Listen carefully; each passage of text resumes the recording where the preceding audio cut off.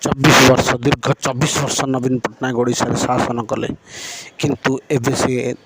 हारीगले कारण दीर्घ over confidence जो सी हारले जमी पांड्यान को सी आग को आणले से लोक मैंने रिजेक्ट कले किंतु से पुणी अंटा भिड़ी 2029 किपरि फेर दल विजय हम और से ओडिशार मुख्यमंत्री हेबे किंतु सब रहा स्वास्थ्य उपरे स्वास्थ्यर जदि ठीक रहा कि तापर युद्ध घमाघट हम नवीन वर्सेस मोदी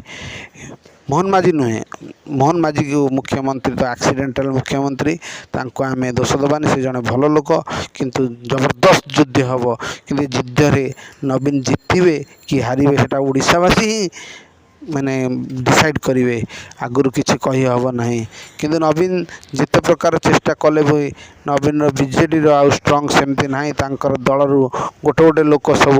रिजाइन दौरान बहिष्कृत होती तेणु आगामी दिन में बीजेपी एक शक्तिशाली दल रूपे भारत में एवं सारा ओडिशा रे एवं सारा ओडिशा समस्त राज्य रे निजर शक्ति प्रदर्शन करुचे नवीन कौन मोदी को अटकई पारे